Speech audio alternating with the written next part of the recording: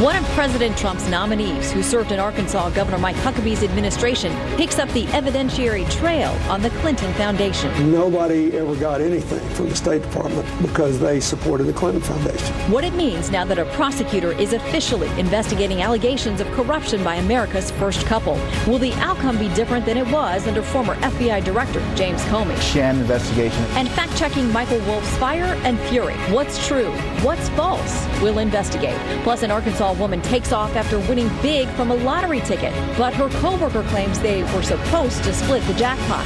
We'll take up the case in night courts.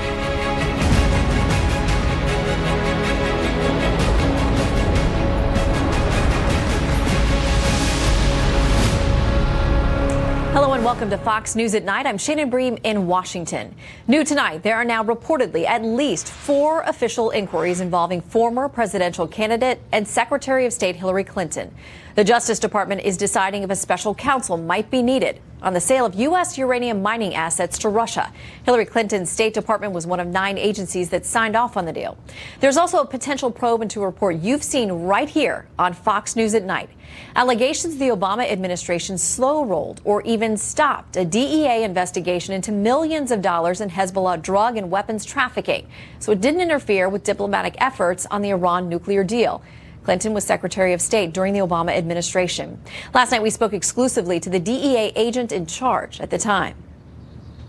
Very strange for me, sitting there listening to the Attorney General of the United States directing his people to have a meeting to get more information from the DEA and our interagency partners about this global trade-based money laundering scheme, and they weren't interested. It never happened. I can't explain it. Meanwhile, Little Rock's new U.S. Attorney Cody Highland has already reportedly interviewed a key witness dealing with donations to the Clinton Foundation. Highland was appointed by President Trump, and he used to work for Republican Governor Mike Huckabee. Highland and the DOJ examining whether the Clinton Foundation traded money for political favors while Clinton was Secretary of State. Huckabee telling us tonight he expects Highland to pursue this case aggressively. He says, quote, "If he found evidence that I had violated the law, he would come after me regardless of his loyalty to me because he is loyal to the law and what's right. That is certainly different than the former FBI Director James Comey approach was to make political decisions and not legal ones." End quote. Finally, the DOJ is exploring whether to reopen the probe into Hillary Clinton's private email server and classified emails she stored there. The Clintons claim these are all efforts by the Trump administration to divert attention from Robert Mueller's special counsel. Well, Sarah Westwood is the White House correspondent for the Washington Examiner. Joins us now to break this down. Good to have you with us tonight. Thanks for having me. Okay, so goodness, there's a lot to do here. Let's start, first of all, Senators Grassley and Graham have sent a letter to DOJ officials, and they say that they want to know a lot more about Christopher Steele, the man who is at the center of the dirty dossier. This is what Dianne Feinstein, who's the ranking Democrat on the Senate Judiciary Committee, has to say. She says, clearly it's another effort to deflect attention from what should be the committee's top priority, determining whether there was collusion between the Trump campaign and Russia to influence the election and whether there was subsequent obstruction of justice. So let's start with that piece of the puzzle first. Do you think we go anywhere with that? Well, certainly there's been a lot of attention to not just the contents of the dossier, but how it may have been weaponized during the campaign. Remember, this was a dossier that was funded in part by the DNC and by Hillary Clinton's own campaign for president, funded through a firm that has not been forthcoming with congressional investigators. They pleaded their Fifth Amendment rights when they appeared before the committees. Christopher Steele now, according to Senators Grassley and Graham, potentially was not forthcoming when he talked about the dissemination of the contents of the dossier, how he provided it to reporters. And that's a really key question because we still don't know to what extent the dossier was used to open this FBI investigation. So this is the first criminal investigation we're seeing out of the congressional Russia probes. It'll be interesting to see where it goes, if anywhere. Yeah, and they say basically there are inconsistencies in what he had to say, and that they maybe can be explained away, but I think it was Grassley said he didn't think that was likely. So he's asking questions on that front. That's unfolding at the same time there's now this probe into the Clinton Foundation that we talked about, the investigation of pay-to-play allegations, and we talked about the U.S. Attorney there, Cody Highland, and what he's digging into. Arkansas is a very interesting place, and some of these blood feuds go back a long way involving the Clintons. Some are saying, listen, he's a Trump appointee, and that this is partisan in nature. What do you think? Well, certainly that claim is bolstered by the fact that President Trump has personally called for the investigation of Hillary Clinton since before the campaign. It's something he sort of backed away from right after the election, but as the Mueller probe has heated up, he's returned to this call for the Justice Department to open these investigations into Hillary Clinton. And remember, though, that this was a case that was opened during the Obama presidency. It had arms that were being investigated in Arkansas and in New York, and eventually that investigation was consolidated in Washington because the Justice Department didn't want to take aggressive investigative steps in the middle of an election year. So this isn't something that's totally being driven by the Trump administration. There were legitimate allegations that came up during the campaign that were potentially not fully explored, but certainly President Trump undercuts the credibility of that probe when he himself is inserting himself into the debate about the Clinton Foundation. Well, here's what the Clinton Communications Director, Nick Merrill, has to say about this. He says, let's call this what it is, a sham. The goal is to distract from the indictments, guilty pleas, and accusations of treason from Trump's own people at the expense of our justice system's integrity. It sounds a lot like what we heard from Senator Feinstein about the Republicans demanding information about Christopher Steele. In each case, they're saying here, this is just a distraction. What this is really about is Trump and collusion and Russia, and these investigations are just they're not legitimate. They're just a distraction. That's a pretty typical defense from any party when there's politics involved in an investigation. It's interesting because you may start seeing people citing the political allegiances of the attorney in Arkansas when trying to undermine the Clinton Foundation probe. That's the same thing Republicans are trying to do with the Mueller probe, pointing to Peter Strzok, pointing to Bruce Orr, people who were involved in the Russian collusion probe, who potentially have allegiances to the Democratic Party. So this is something that both sides are trying to do is look at who's involved in the investigations and where do their political biases lie. Yeah, we talked a little bit about former Governor Huckabee said that, they worked together. I think Hyland worked in his administration. They go way back. And he said this. He says, if I were innocent, I'd not be worried at all if he investigated me, Cody Hyland. If I were guilty, I'd be scared to death. He went on to say, listen, even though I helped him start out in his career and we have this long history together, I have no doubt that if I had done something wrong, Cody Hyland would come after me. And that's going to be, he says, very different than what we saw with James Comey. That's sort of the same argument that defenders of Mueller are trying to use, too, that, well, maybe there are Democratic donors on the team. Maybe there are people who were texting about how much they hate Trump and how much they love Hillary, but they're still straight shooters. And that argument, there's a certain amount of merit to it. People are allowed to have political opinions. But it does raise just fundamental questions about the integrity of any investigation when the people leading it have a potential axe to grind about their subjects. And it's why there is a lot of effort, or there should be, to keep the Justice Department apolitical. You have covered the Clinton scandals for a long time. They seem to have gotten wriggled free of most any serious accusations over decades of complaints against them.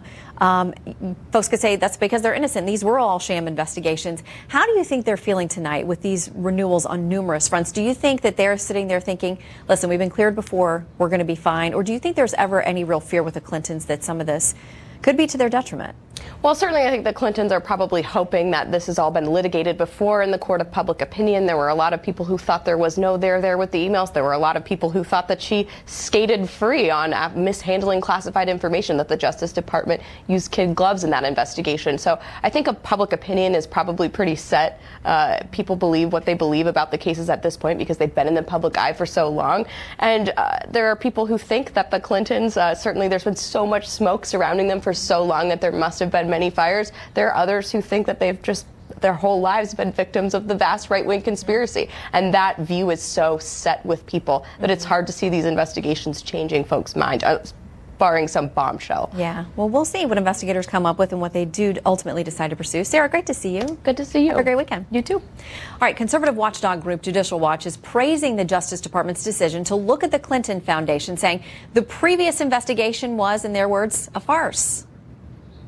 So the Justice Department asking questions is the least that can be done, given the outrageous sham investigation that took place last year. There's going to be another pretend investigation that is designed to mollify critics like the President and Judicial Watch.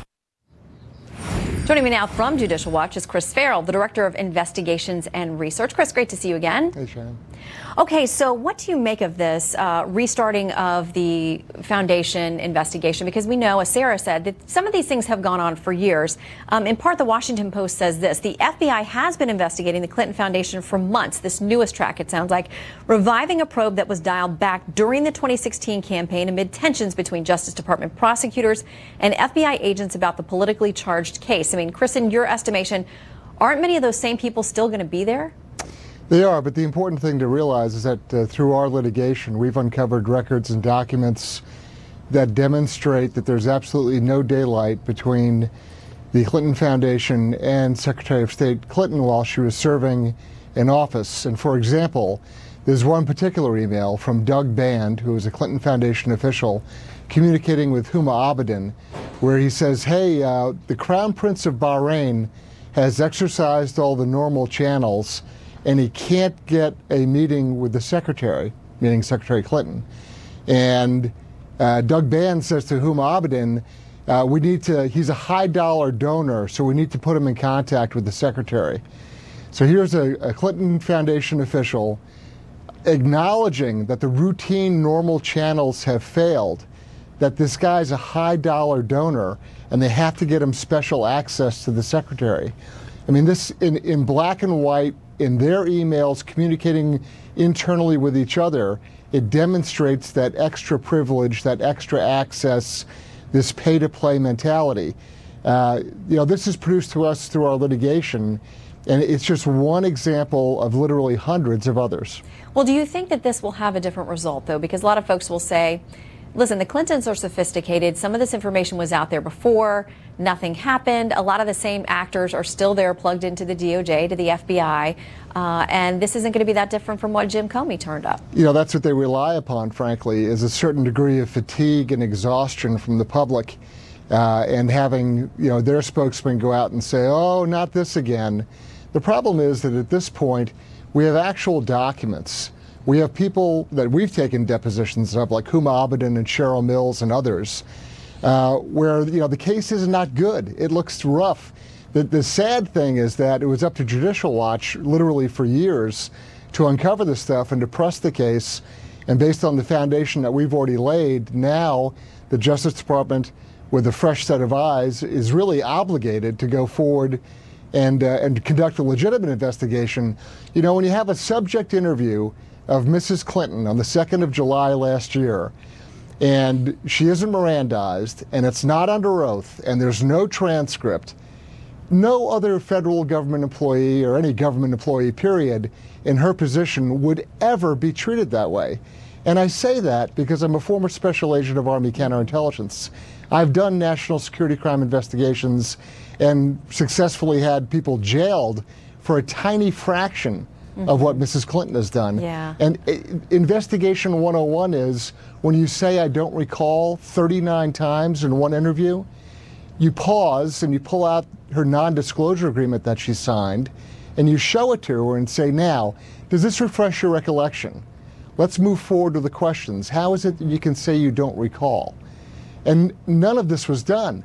So, it was, in several instances, a sham investigation, and it's critical that now that a fresh set of eyes can look at it, and all this documentary evidence that we've produced through our litigation is in the public record, for there to be a legitimate, fresh look.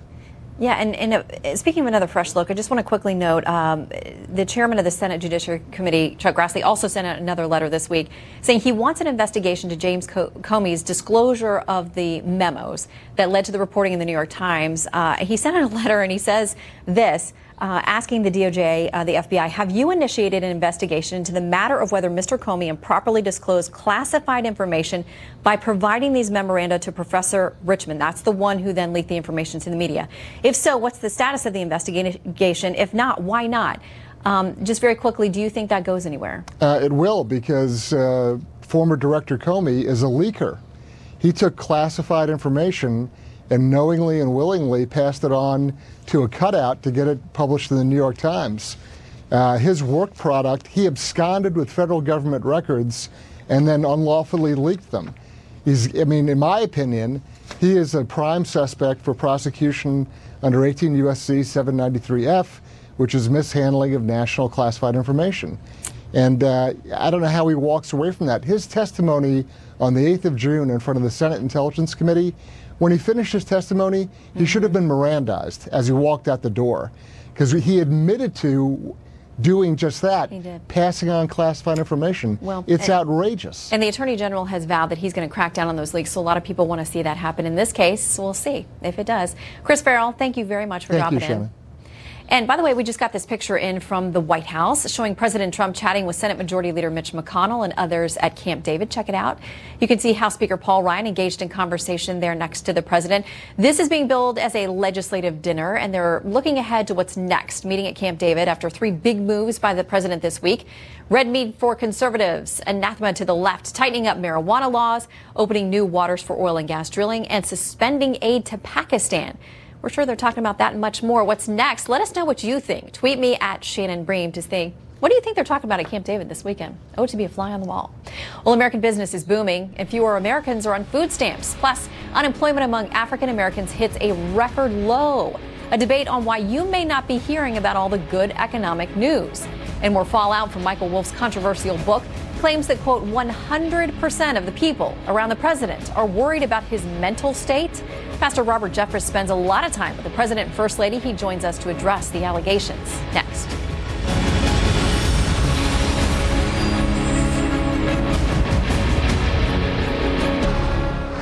Accurate insider account of the Trump White House or gossip-driven drivel that mangles the truth. Those are the competing narratives as Fire and Fury. The new book about the president and his top aides hits bookstores today.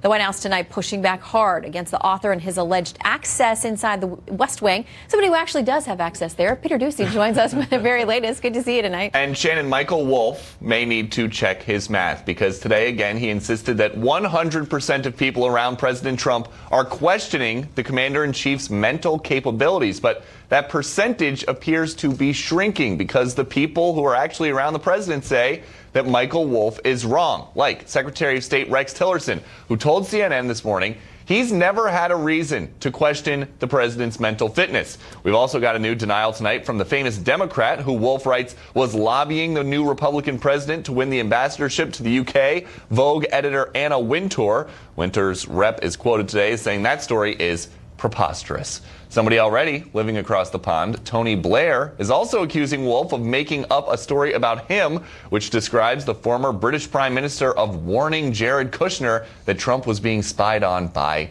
the Brits. And tonight on Twitter, we are also now hearing from one of the print reporters whose name is featured in Fire and Fury, Mark Berman, who posted this, quote, spotted in the new Michael Wolff book about Trump, a 4 seasons breakfast featuring Washington Post national reporter Mark Berman.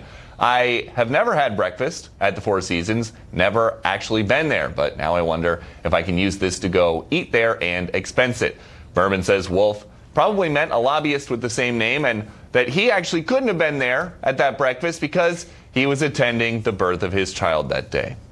Wolff has been selling a lot of books, but they all have an author's note that outlines that he knows some of the info he got was, quote, baldly untrue, but he says that he published what he believes to be true. And Wolff did invite a lot of new scrutiny this morning when he admitted on the Today Show he said whatever he thought he needed to say to gain access to the White House. So the next question is, what exactly did he say, and did it create a false pretense? Shannon. Well, I just think it's so interesting. I can't recall another big inflammatory book like this with a note like that in the very beginning that says, some of this information I got may not actually be true. I actually got conflicting stories about some of these things that I'm going to put in the book, so I just chose my version of it. Right, and I read most of the book tonight. We have a copy here at the Bureau that everybody's been fighting over.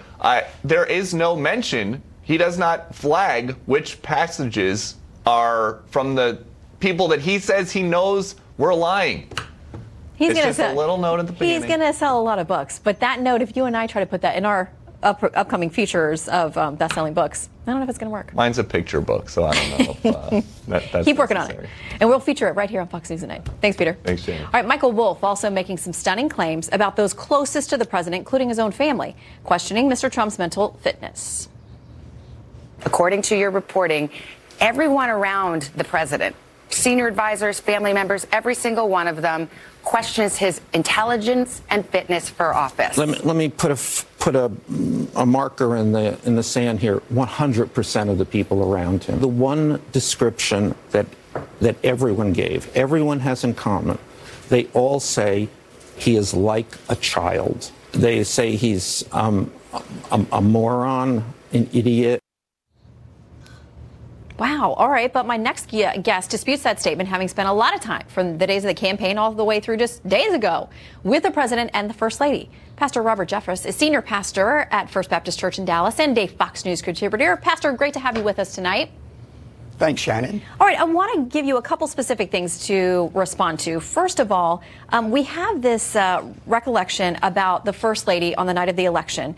Shortly after 8 p.m. on election night, he writes, when the unexpected trend, Trump might actually win, seemed confirmed, Don Jr. told a friend that his father, or DJT as he calls him, looked as if he had seen a ghost. Melania was in tears and not of joy. Your response? Well, I happened to be in Trump Tower on Election Day, and I got to spend some time with President and Mrs. Trump, and they were relaxed. They were optimistic about the future. Nobody was crying, I can assure you. And Shannon, admittedly, I didn't spend all day with the Trumps. I didn't spend most of the day with the Trumps, but I spent more time with the Trumps than Michael Wolff did, and I can tell you that is just an inaccurate portrayal. Is it your sense that either one of them did or didn't expect him to win, or did or didn't want him to win? Did you ever hear the First Lady, because there are these intimations that she didn't want to give up her life, that she didn't want him to win, to run, any of that? No, I never heard any of that, and certainly not from President Trump. He said over and over again that if he didn't win, this whole exercise was absolutely futile. And so it's a completely fictitious notion, the idea that he did not want to win. And Shannon, here's the overall problem with this book. Michael Wolff claims to have spent a grand total of 3 hours with President Trump over 18 months writing this book. I've spent more time than that just a few weeks ago with him over a 2-day period of time. I was with him in the Oval Office. I stood next to him at several public events. I was with him and the First Lady twice in the upstairs residence. I saw him more energized, more focused on his agenda than in the 2 years that I have known him. In fact, in the Oval Office, he recalled with great detail the nuance of a brief conversation from 2 years ago. I was so amazed, I said to one of his staff members, he doesn't forget a thing, does he? And they said, no, he doesn't. So this picture of an incoherent president who doesn't recognize people and is constantly repeating himself, that may be appealing to President Trump's enemies, but it has no basis in reality. Okay, with that in mind, I want to play a little bit of soundbite from Congressman Jamie Raskin talking about this meeting that a number of lawmakers had with a psychiatrist who said essentially he's falling apart. We're watching it happen. Here's Representative Raskin. I think she spoke for a lot of people in the mental health community in telling us that there are growing signs of paranoia, delusion, and isolation in the president's behavior, and any hope that we had that it might turn around or get better was dashed by the discussion. Okay, paranoia, delusion, and isolation. She said that he was falling apart. Wolff says 100% of the people around him think that he's got mental fitness issues. Does that line up with the man that you're spending time with? No, it doesn't at all. Now, look, Shannon, if there is a kernel of truth in this book, it is the charge that President Trump is not, quote, normal. He isn't normal, which is why the American people put him in office to begin with. The American people were tired of a normal that said we ought to accept subpar economic growth, that we ought to accept ISIS as a continuing reality, that our best days were behind us. This president said no to that kind of normal, and I think more and more Americans are grateful that the president isn't, quote, normal, and has established a new normal for America. That's what's going on here. It is a different day here in Washington. Pastor Jeffress, always great to chat with you. Thanks for coming on. Thanks, Shannon. All right, and the loser is how a Hollywood Awards show will cope with the Me Too controversy sweeping the industry and implicating yet another major player in the industry. And a bellicose birthday boy ready to sit down and talk? Could tensions on the North Korean peninsula soon begin easing, or is it all a scam? And fear on the streets after a woman is stabbed 14 times just blocks away from Little Mogadishu in Minneapolis. Her attacker remains a fugitive, and frightened residents want to know why it appears nothing is being done. That story right after the break.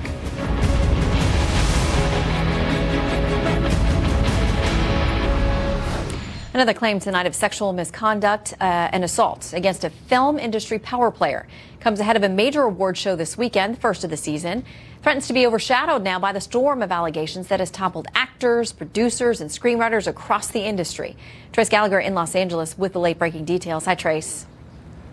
Hi, Shannon. Let's begin with the latest allegations. 4 women have now accused Oscar-winning director Paul Haggis of sexual misconduct. Haggis, best known for directing Crash and $1 Million Baby, is being accused by publicist Holly Breest of rape. Breest says after a film premiere in 2013, Haggis lured her to his apartment and sexually assaulted her. Haggis denies the allegations and has now sued Breest for extortion, claiming she wanted $9 million to settle the claim or she threatened to go public. The 3 other accusers have chosen to remain anonymous. And this weekend on the red carpet, you will see a plethora of black as the Me Too movement meets the Time's Up campaign, which has called on women to wear black at the Golden Globes to support the fight against sexual harassment. Nominees Gal Gadot, Mary J. Blige, and Holly Hunter have all vowed to wear black, and hundreds of others are expected to follow suit, though some women believe the blackout is dumbing down the debate and think women should instead celebrate their newfound power by wearing a variety of bright colors. And whatever the fashion, there is likely to be some sniping. Actress Rose McGowan has already criticized Globe nominee Meryl Streep for remaining silent about Harvey Weinstein. Streep maintains that she did not know. And amid the back and forth, literary critic Daphne Merkin wrote an op-ed in the New York Times titled, "Publicly We Say Me Too, Privately We Have Misgivings," where she writes, quoting, "Privately, I suspect many of us, including many long-standing feminists, will be rolling our eyes, having had it with the reflexive and unnuanced sense of outrage that has accompanied this cause from its inception, turning a bona fide movement of moral accountability into a series of ad hoc and sometimes unproven accusations. Finally, it'll be interesting to see how host Seth Meyers traverses the Golden Globes landscape, because as a rule, you would expect funny. This year, the rules may not apply." Shannon. A lot of eyes will be watching to see exactly how they handle this in this first big award show of the season. Trace, thank you very much. Sure. Well, on July 1st, 2015, Kate Steinle was shot and killed on a pier in San Francisco. Little more than a month ago, an illegal immigrant, Jose Garcia Zarate, was acquitted of not only first and second degree murder, but also involuntary manslaughter, claiming he just found the gun seconds before he accidentally fired the bullet that killed Steinle. Zarate was convicted of felony gun possession and had his sentencing hearing today. Our Claudia Cowan was there. Shannon, as expected, Jose Garcia Zarate was sentenced to time served for his conviction on felony gun possession, and the judge denied his request for a new trial. But now his case moves to federal court, where we could see some fireworks with his new lawyer promising to take on the president and other members of the Trump administration. A federal grand jury indicted Garcia Zarate on new weapons and immigration charges just days after he was acquitted in state court of murder and assault in the fatal shooting of Kate Steinle in 2015. The president taking to Twitter that night, calling the verdict disgraceful, and within days, a federal grand jury handed down the indictment. Famed civil rights attorney Tony Serra blasted the indictment as politically motivated. He says it's highly unusual for the feds to file such charges against someone who has no record of gun violence or gang affiliation. He says there are also double jeopardy concerns and that he'll move to have the case thrown out. This is retaliatory. Therefore, there's going to be a motion made right at the beginning for dismissal, predicated on vindictive prosecution, which is disallowed under federal and state law. This is a case that ultimately will be summed up that a vote for guilty in the federal case is a vote for Trump. Garcia Zarate will now be turned over to U.S. Marshals and will be housed across the bay in Alameda County while the legal proceedings against him continue here in San Francisco. He'll be arraigned in federal court early next week and, if convicted, could face up to 10 years in federal prison before he is eventually deported for the 6th time. Shannon? 6 times. All right, Claudia Cowan, thank you very much. Morgan Evanson was walking home from work in uptown Minneapolis when she was tackled from behind. She says her body went numb as she was stabbed 14 times. Her cries for help alerted a passerby who scared the attacker away. This was 3 weeks ago. Now, police say they're looking for this person, a description. A Somali suspect in his early 20s, about 5'7", slender build and short hair with a slight afro style on top. No word yet on a motive. But according to USA Today, Minnesota is one of the top states for ISIS-inspired terror attacks since 2014. And contacted via FaceTime by local reporters, Evanson is now wondering about her attacker's motive. This person who did this to me, who for no reason, is still out there. And I don't know if he's looking to do this to somebody else, if it was a one-time thing. Was it because I'm a woman? Was it because of the color of my skin? Was it what I was wearing? Was it the purse that I had on my shoulder, even though you didn't take anything from me? Area residents say they're actually scared to go out at night. Anyone with information about that case is urged to contact Minneapolis police at 612-692-TIPS. We are learning new details tonight about Las Vegas shooter Stephen Paddock. The Las Vegas Review-Journal reporting staff at the Mandalay Bay Hotel had more than 10 interactions with him in the days leading up to the October 1st massacre. A spokesperson for Mandalay Bay says nothing led them to believe that anything was out of the ordinary. Quote, there were numerous interactions with Stephen Paddock every day at the resort, including a room service delivery and a call with housekeeping on October 1st, all of which were normal in nature. Well, Paddock killed 58 people that night. And as you recall, the hotel itself has been criticized for its emergency response plans. It's being sued for allegedly not calling police right away, among other things. Kim Jong-un reportedly turns 34 on Monday. Kind of hard to know, but the occasion may not be celebrated in North Korea. According to reports, New Year's calendars printed by the country's foreign language publishing house have omitted his birthday. His father, previous Supreme Leader Kim Jong-il's birthday, is celebrated in the country February 16th. And the only known occasion of Kim Jong-un's birthday being publicly honored is when Dennis Rodman sang him happy birthday during a 2014 basketball game. Amidst the fire and fury here in Washington, D.C., the economy is actually booming. We'll bring you the encouraging numbers and talk about why you may not be hearing about them. And later on, when night court convenes, a waitress in Arkansas claims her coworker took off with her half of their lottery winnings. So she is taking legal action. Our legal eagles fill you in on the details coming up.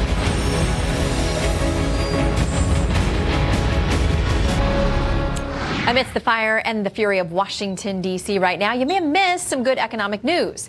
President Trump tweeting Dow goes from 18,589 on November 9th, 2016 to 25,075 today for a new all-time record. Jumped 1,000 points in the last 5 weeks, record fastest 1,000-point move in history. And another significant number, the black unemployment rate falls to a record low, 6.8%. That is the lowest rate since the Bureau of Labor Statistics started tracking the data 45 years ago. Joining me now to talk about it, Vince Colonnese, editorial director of the Daily Caller, and Capri Cafaro. She is the former Ohio State Senate minority leader. I give you promotion. Thanks. And the current executive in residence at American University. Thanks for joining us tonight, you guys. Thank you. Absolutely. Thanks. Okay, so Vince, those sound like good numbers. Yes. But we just have a tweet from the president. He's not talking about that tonight. No. Let's talk about what he is talking about tonight. Hold on a minute. I have to pull it up here. He is talking about the book again. He says Michael Wolff is a total loser who made up stories in order to sell this really boring and untruthful book. He used Sloppy Steve Bannon, who cried when he got fired and begged for his job. Now Sloppy Steve has been dumped like a dog by almost everyone too. I happen to like my dog, by the way, but apparently in this case the president of Louisiana is positive. But as long as we're talking about that, we're not talking about the economy. Right. Cried. Oh, I cried when he got fired. That's a rough one. I also cried when I got fired. Okay. All right. Well, you're not Steve Bannon. Sloppy Steve. But Sloppy Steve, yeah. Sloppy Shannon, I guess, works. All right. But back to the point. The idea here is that I think it's important to realize, like, yes, we get distracted by the fights in D.C. The media often does at large. The mainstream press definitely. But that distraction very much does a disservice to all of the good things that are going on in the country, to include tax reform reform, I mean, more people are going to have more money in their pocket this year. The economy is heading in a great direction. Black unemployment at its lowest rate. Fewer people on food stamps. ISIS dying. I mean, all sorts of things that you want to be happening. We are, by every measure, better off than we were 1 year ago right now. And I think that's what the president should be talking about, by and large. And that's what the press should be talking about. Well, surprisingly enough, this was surprising to some people. This is the headline in the Washington Post. Trump's first-year jobs numbers were very good. Now, Capri, they don't love a whole lot of what he does. True this. But that's a very positive headline. Hey, well, you can't be fake news all the time, right? It's Friday night. We have to have a little bit of levity, In the case of here, never times. We're never doing fake news. We're never doing fake news. And look, I mean, there's no question that there is an undeniable, upward trend, positive trend in the economy, whether it comes to the issue of jobs, with the jobs numbers that just came out, the stock market, et cetera. But, we also have to look a little bit deeper past the numbers that are out there right now. And not only are we not talking about the positive aspects in the press, but frankly, Democrats that do have, some arguments to make that, frankly, some of the successes of Wall Street are not necessarily coming down to Main Street. We're not talking about that meat either. Well, African-American unemployment is the lowest in 45 years. At the same time, adjusted for inflation, according to the U.S. Census Bureau, African-American wages are actually $1,800 lower than they were in 2000. 50% of America's rural community that are old enough to work do not have jobs. 1 in 3 are in poverty. These are real. And while obviously there is a positive trend, there's still a lot of America that's being left behind. And we need to focus on those policy solutions rather than running around with our hair on fire for every salacious thing that comes out. Well, and even to the positive things, as the Washington Post gave credit to the president, a Slate columnist says this: yeah, they're good, but it's not about Trump. He says, but as of now, there is just no sign that Trump has delivered any kind of dramatic change. Donald Trump inherited a pretty good economy. Unlike the rest of his presidency, he's managed not to muck it up. And I pronounce that very carefully, Vince. It's incredible stuff. I mean, look, the Dow hitting this week 25,000, that happened thanks in large part to Donald Trump because of the optimism, I think, the anticipation of that tax reform package, that corporate America felt like that they were going to get a better tax rate. And as a result, they did. And that came through. And that's really helped the markets. I think Trump can claim a lot of credit for this. We often overestimate how much any given politician's involved in the economy. I think that's a sin of media. But in this case, I think he does deserve credit when it comes to how robust the market is right now. And they're not under the impression, by the way, that more government regulations on the way, that there are going to be more liabilities that are created by the government. And that's because Donald Trump is president of the United States. That's true. Quick final word, Capri. No, I think there's no question about that. I think that, the executive action that President Trump has taken in regards to regulatory reform and reducing those burdens, in addition to, a late-breaking success legislatively with tax reform, I think, certainly he does deserve credit, and the Republican Congress deserves credit for those things. But again, I think it's about that shared success that we haven't seen entirely yet. And more work to be done. There's always more work to be done here. And together, in Democrats and Republicans. Come on, people. Hey, make it happen. If only, if only. All right, Capri and Vince, great to see you both tonight. Absolutely. Nice to see you. All right, enough already. Winter's chill brings misery to many, but some are trying to find a way to have some fun in the flakes. We're going to show you that. And here's something to warm the heart and possibly the pocketbook. Lottery fever is heating up. Get your tickets.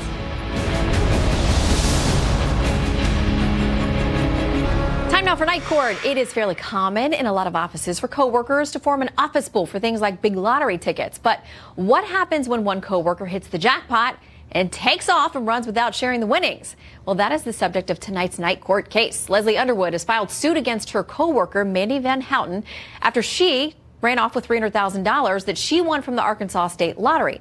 Underwood claims her boss gave the two of them several scratch-off tickets before Christmas with the understanding that whatever they would win, the two would split. So she's now asking a judge to put the winnings in a court-supervised account until it's determined whether or not she's entitled to what she claims is her half of this. Here's what Underwood had to say. It's kind of like somebody died for somebody to tell you that they don't think that you deserve it. All right, let's bring in our legal eagles to talk about it. Nick Fortuna is a trial and appellate attorney, and Mercedes Colwin is a criminal defense attorney and Fox News legal analyst. Great to see you both. Hi, Shannon. How are you? Okay, Thank so you. my understanding is that they got these tickets. The boss said, hey, I just bought a bunch of scratch-off tickets. The two of them were waitresses together. They were good friends. They sat down and scratched them off. The one who got the ticket with $300,000, apparently they talked about what they were going to do. Here is what the woman who's filed the lawsuit says they discussed. We talked about how life-changing it would be and what we were going to do with this money. She even talked about giving back because it was such a blessing.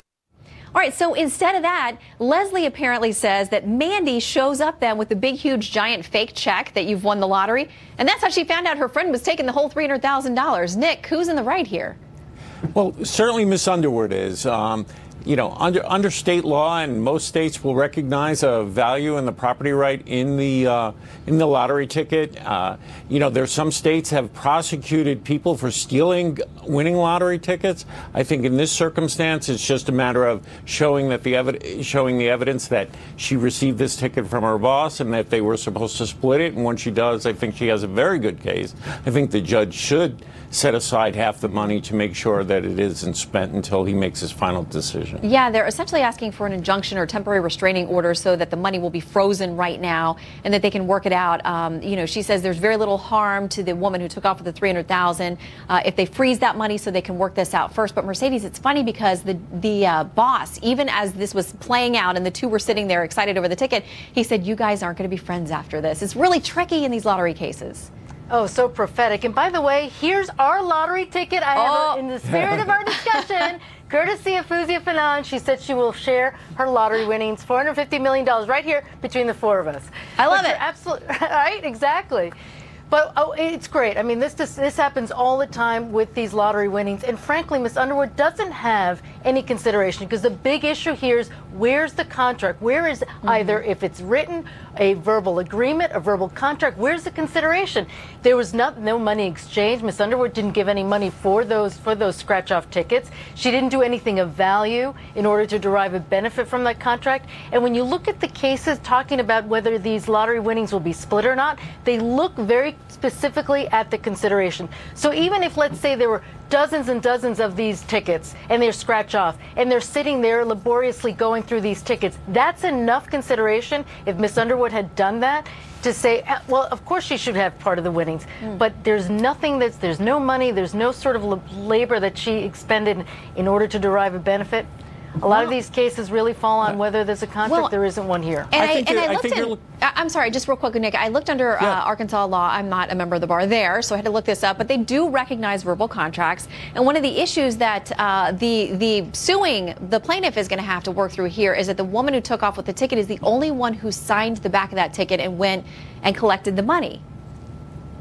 But I think the issue is ownership, and it comes down to it was a gift given to them by their boss. So I don't think the analysis of what kind of consideration did she contribute to earn half the money or half the value of the winning ticket. She already owned half of it before it was even scratched off. It was given to them as a gift, and therefore they should share the winnings. And I think the law is pretty clear on that. If you own half of something, someone can't take the value of that away from you. And we're out of time, but Mercedes, I want to ask you really quickly. Do you think the judge will at least freeze these assets for now?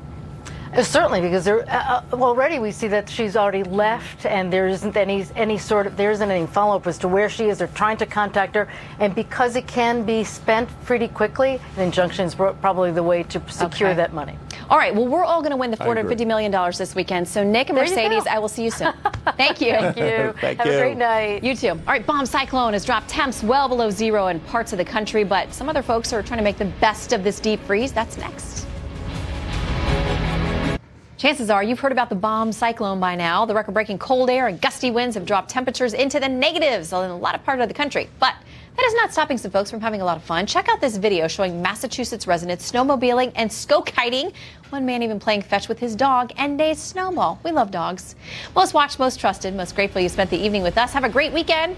Good night from Washington. I'm Shannon Bream.